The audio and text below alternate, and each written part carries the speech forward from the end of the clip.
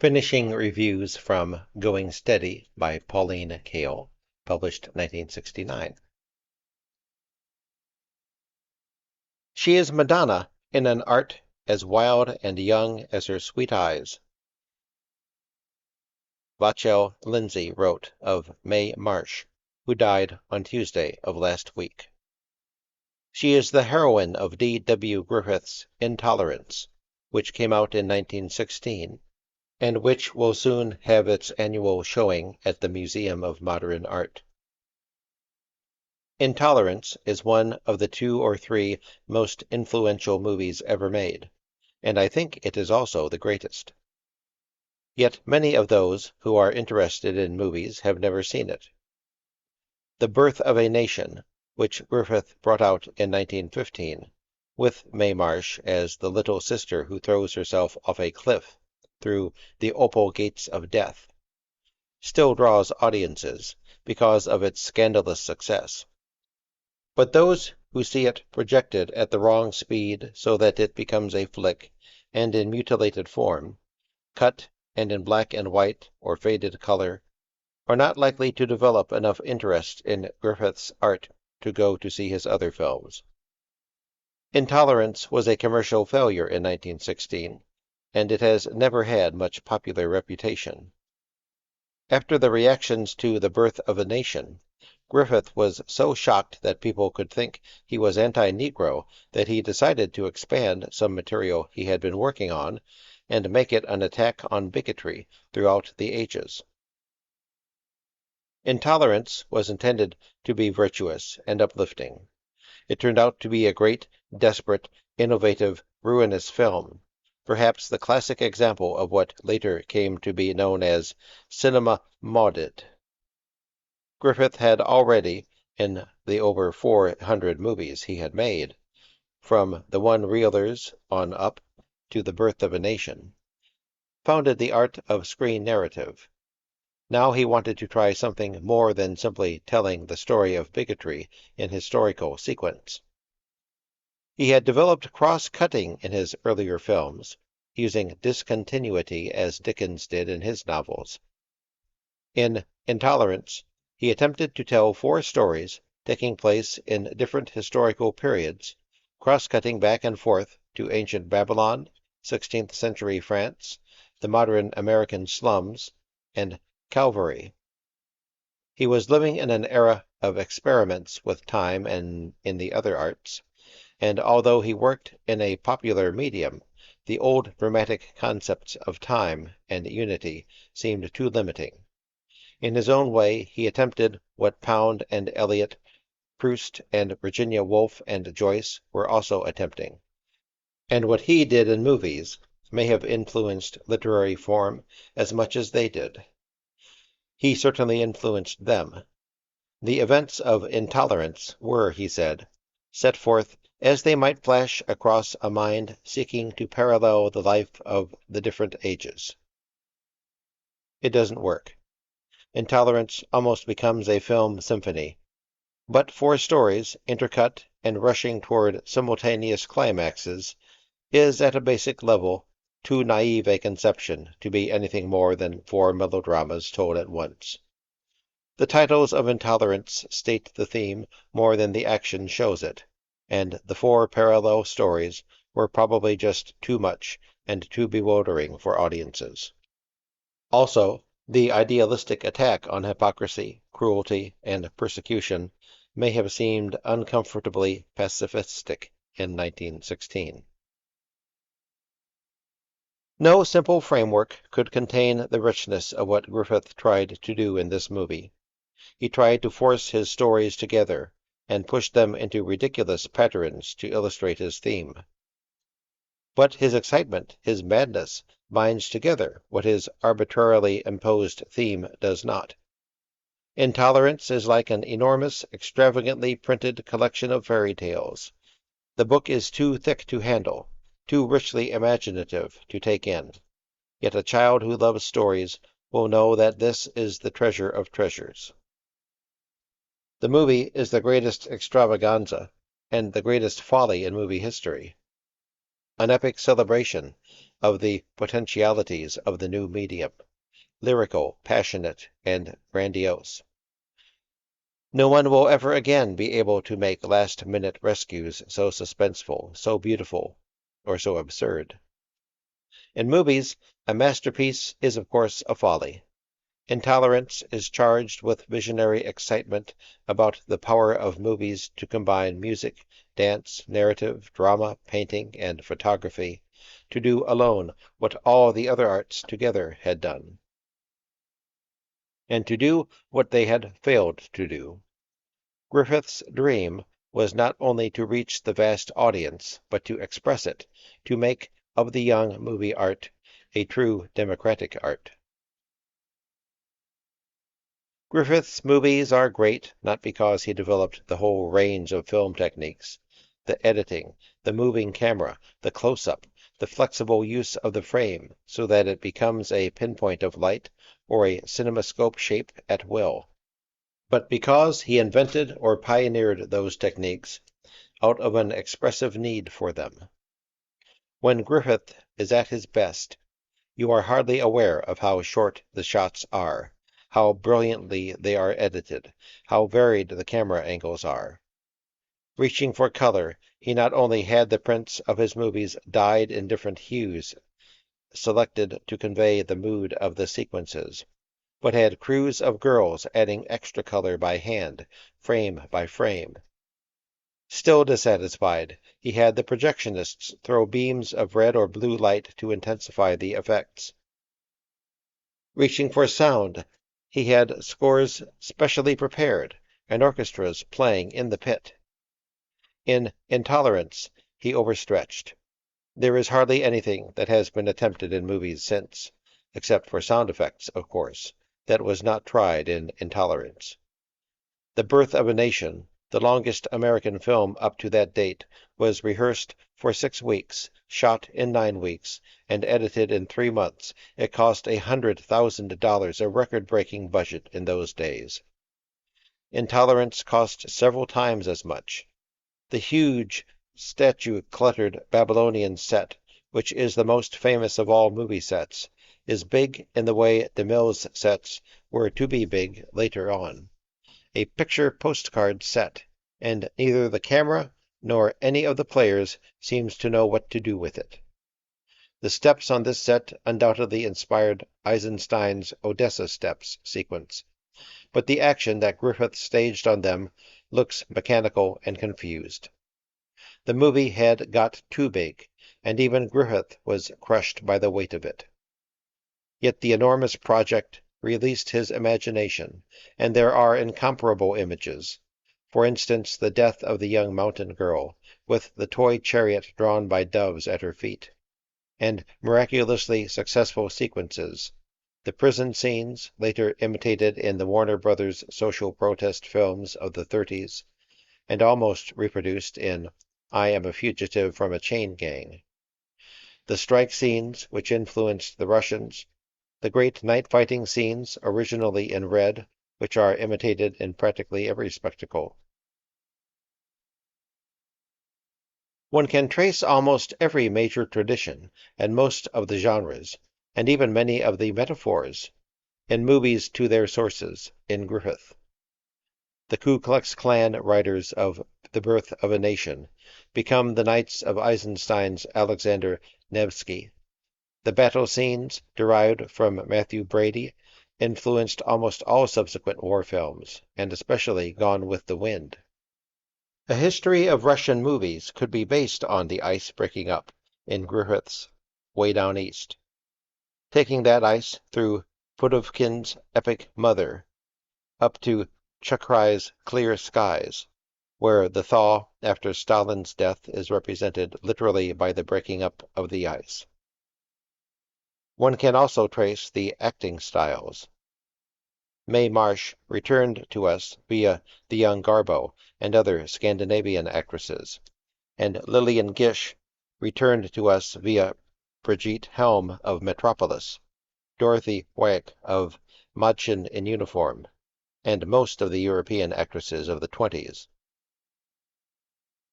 Griffith's stylized lyric tragedy Broken Blossoms which will also be shown at the Museum of Modern Art, though smaller in scope than The Birth or Intolerance, is, I think, the third of a trio of great works.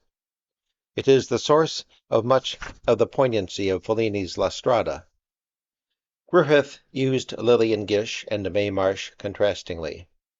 In his films, Lillian Gish is a frail, floating heroine from romantic novels and poems, a maiden. She is the least coarse of American screen actresses.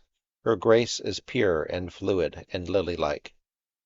She is idealized femininity, and her purity can seem rather neurotic and frightening. Mae Marsh is less ethereal, somehow less actressy, more solid and normal, and yet, in her own way, as exquisite and intuitive. She is our dream, not of heavenly beauty like Gish, but of earthly beauty, and sunlight makes her youth more entrancing.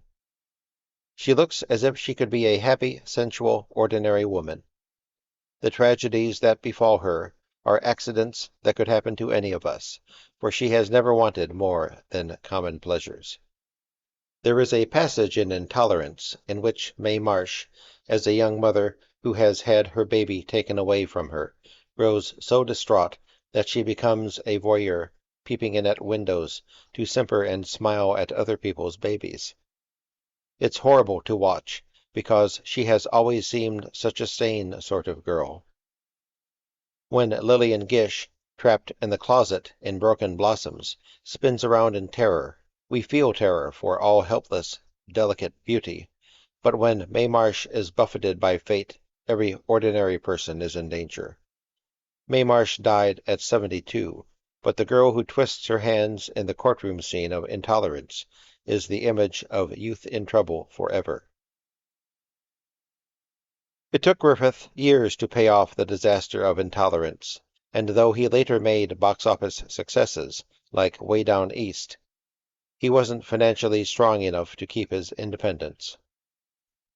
By 1925, he was forced to go to work for Paramount as a contract director, which meant doing the scripts they handed him and doing them their way. By the 30s, he had sunk even further. He was called in to fix films that other directors had messed up, and he didn't receive screen credits anymore. There was so much emphasis in Hollywood on the newest product that it was feared his name would make people think a picture old-fashioned. Eventually, alcoholic and embittered, he could get no work at all.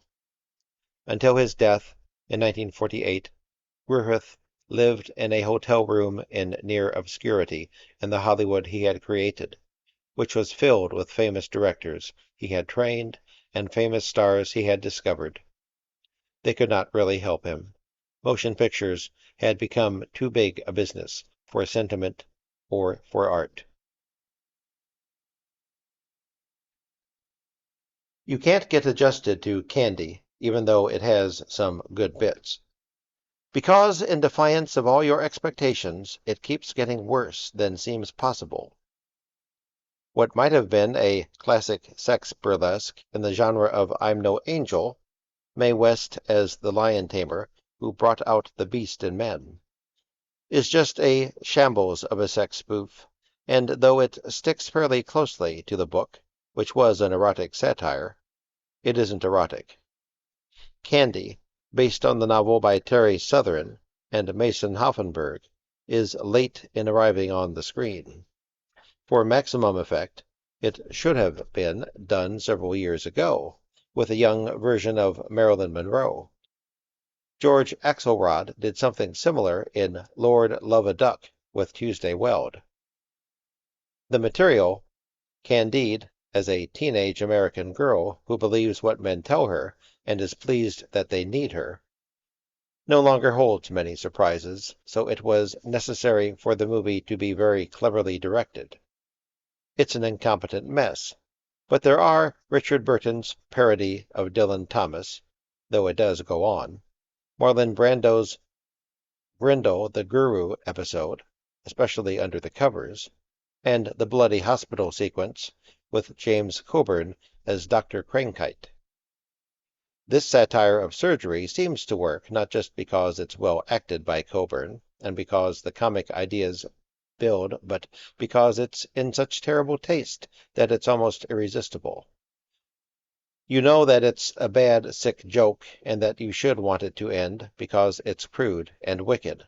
But you're laughing helplessly, which demonstrates, once again, that it's impossible to use good taste as any kind of aesthetic standard. But Charles Aznavour's Hunchback and Ringo Starr's Emmanuel don't work at any level, and although Walter Matthau acts acceptably, his part, a right-wing general, is tired.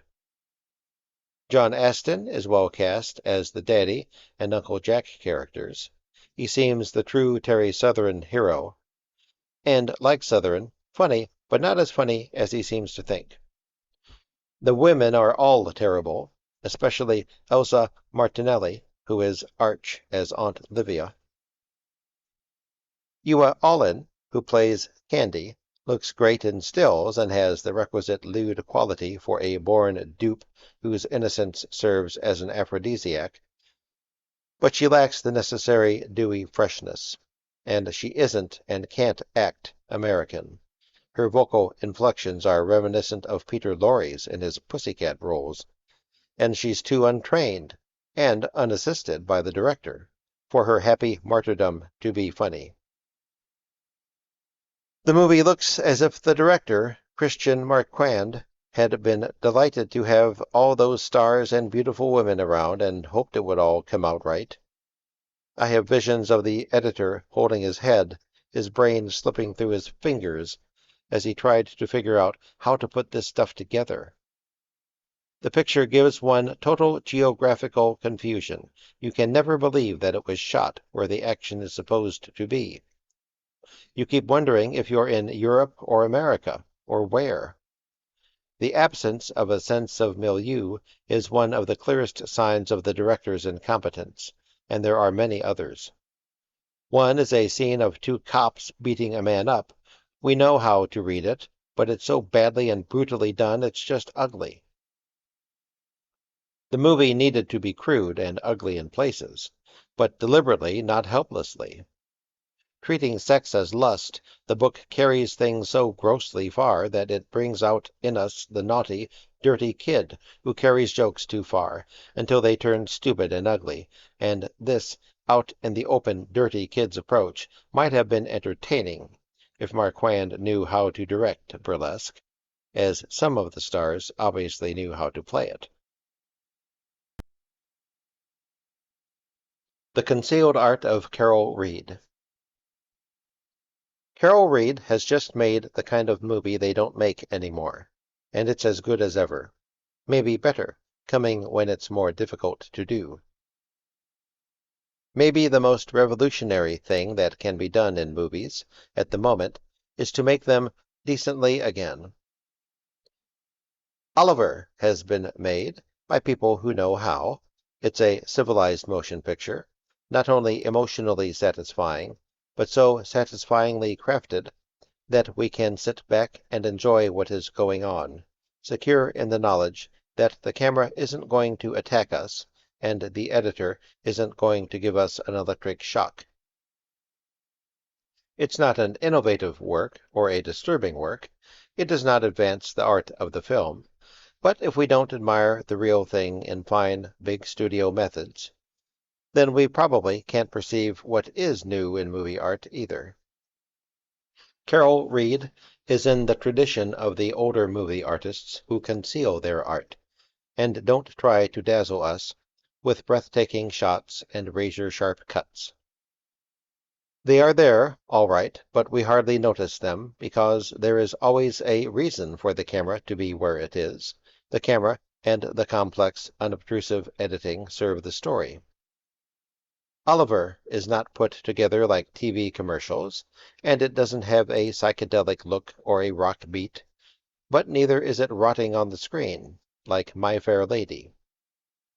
Reed uses tact and skill to tell a story that can be enjoyed by everyone, and it's a very great pleasure to see a movie that can be enjoyed by everyone that one really does enjoy. There's something restorative about a movie that is made for a mass audience and that respects that audience. Though Oliver is not presented realistically, we become involved in the material, more consciously involved than we do in realistic movies.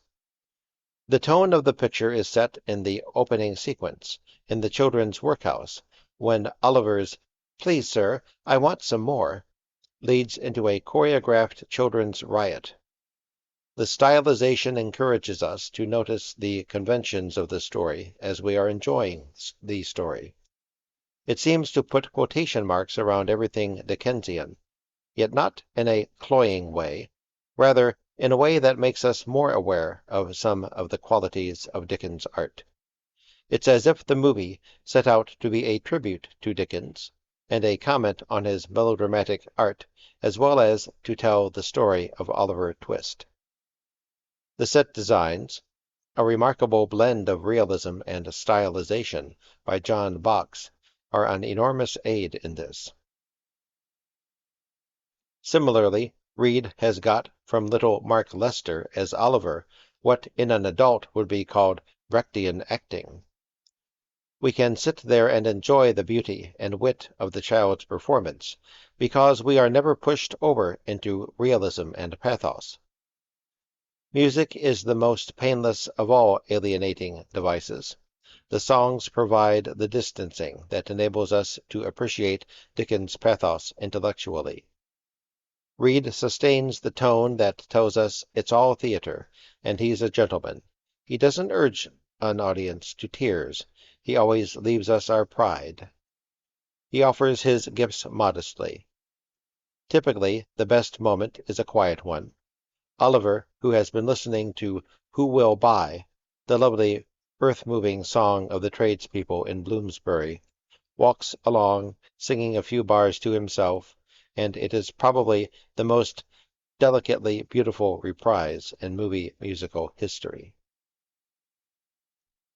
No one who sees this movie is likely to say, "But you should have seen Oliver on the stage." On the stage, it was the kind of undistinguished musical that people took their children to dutifully. Though not on the level with The Sound of Music, it had that detestable kind of mediocre respectability.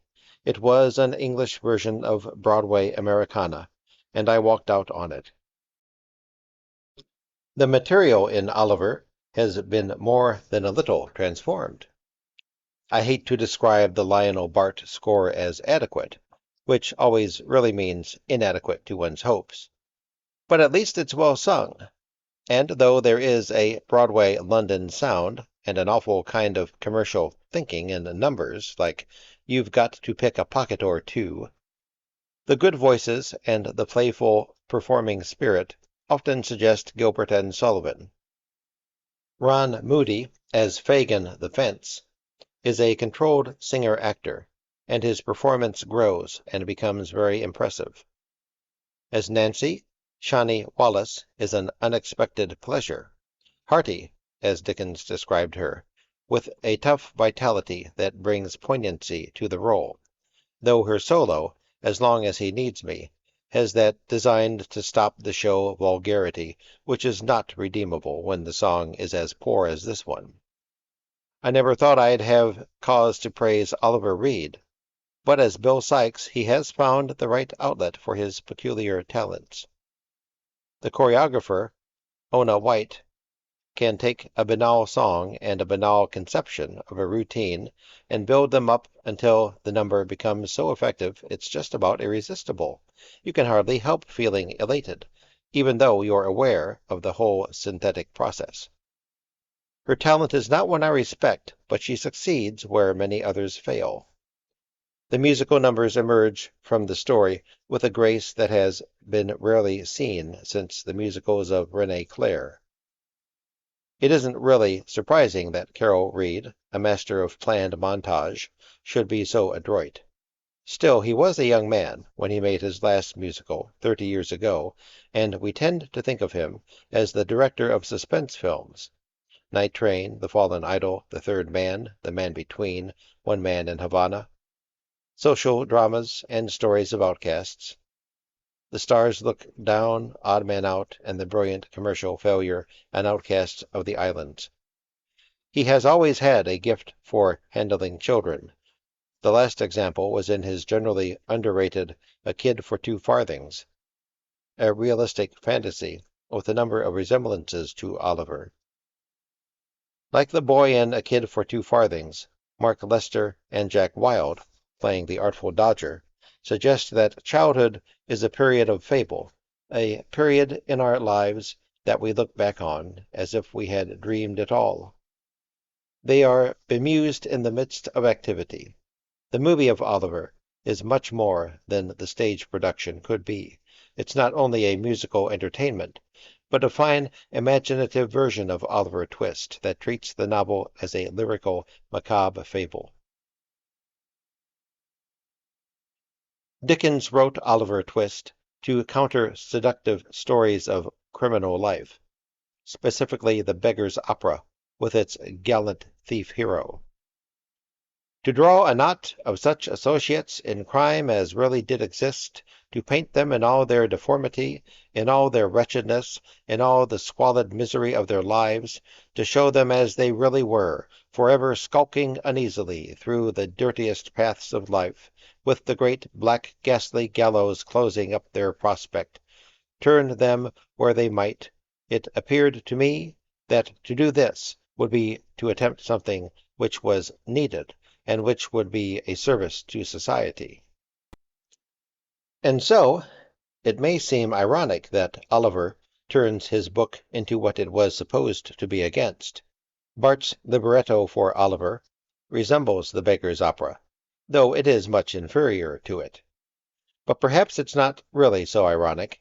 Dickens, only 25 when he wrote the novel, had already made low-life commercially acceptable with the first of those great, silly, rhyming plots of his, and later in life he gave lurid public readings of The Murder of Nancy. Well pleased with one performance, he wrote, "We had a contagion of fainting. I should think we had from a dozen to 20 ladies taken out stiff and rigid at various times."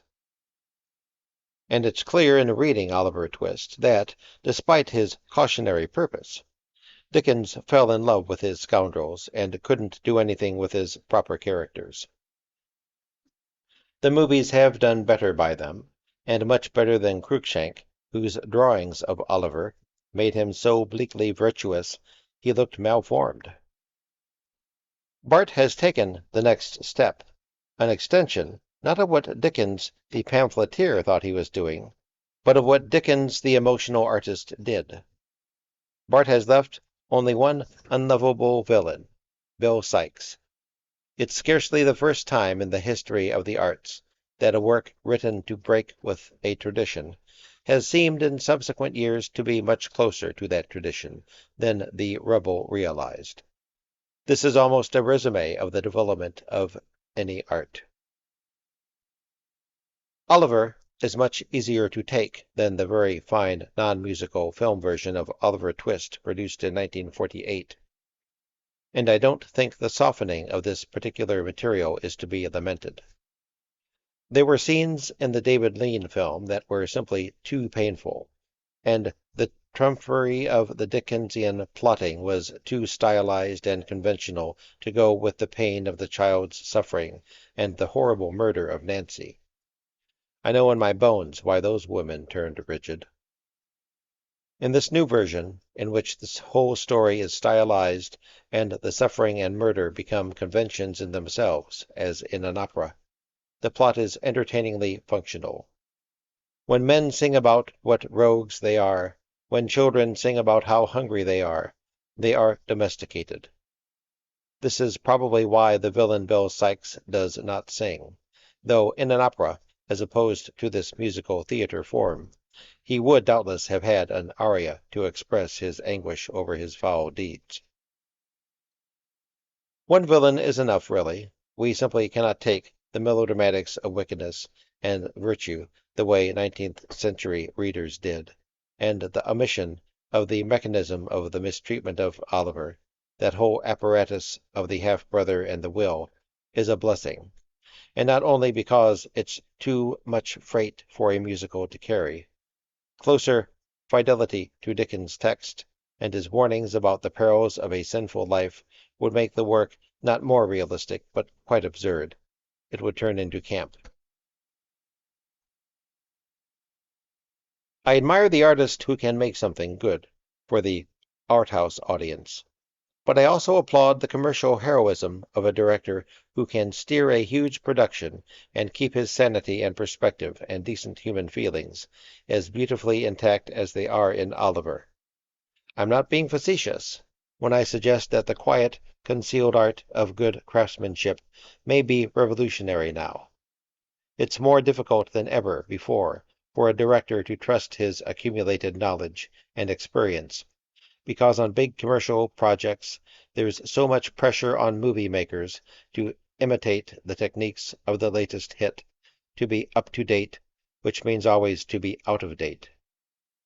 The camera pranks and the flamboyant scissor work that seem so creative to young filmmakers are easy, and because they express nothing much deeper than mod alienation and fragmentation, they're consumed by TV specials if the commercials don't get them first.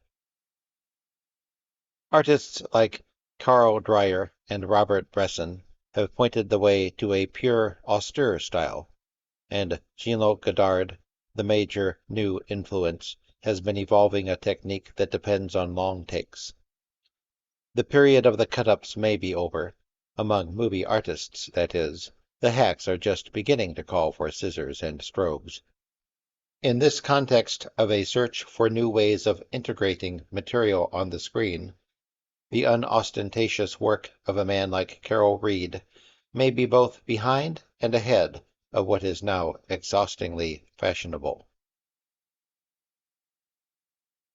Thank you for listening.